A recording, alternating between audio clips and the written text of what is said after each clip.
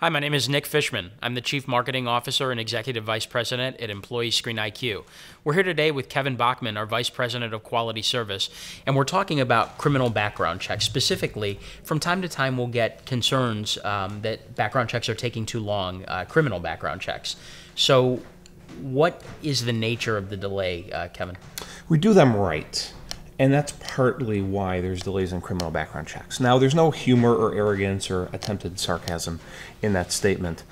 Our background checks that we provide clients meet the standards under the Fair Credit Reporting Act, which governs this industry.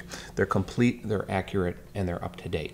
Unfortunately, that means meeting that standard from time to time means that the background check will take a little bit longer, and here's a couple of the reasons why.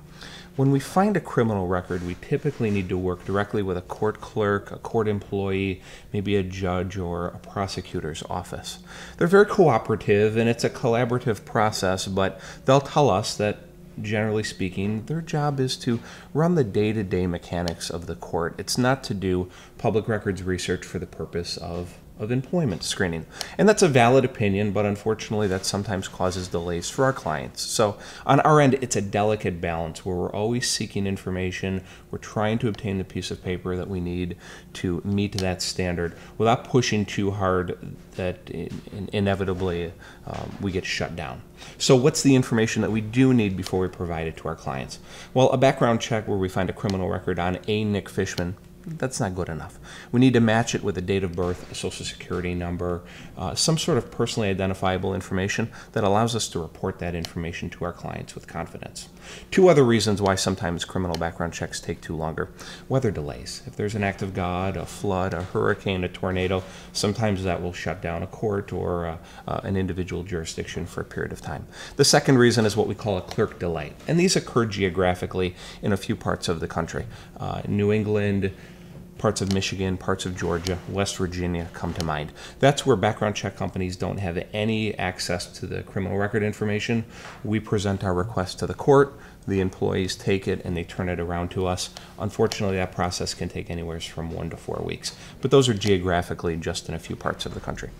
Okay, so for our HR community that's watching these videos, tell me, what can they do to prepare for these delays? It's a great question, and it's one that we work with our clients pretty extensively on daily. Communication is key.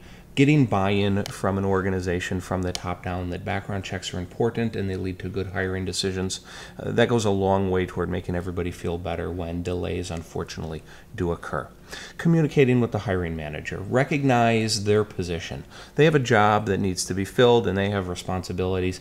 Making sure that the right hire is made, unfortunately, it takes a little longer, but sometimes that prevents the same spot from being filled a month from now.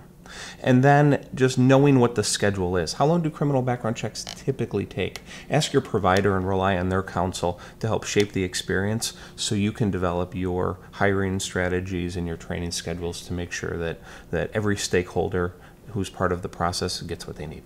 Great advice. Thank you, Kevin. If you're interested in learning about this topic and many others, please visit us at our website at www.employeescreen.com.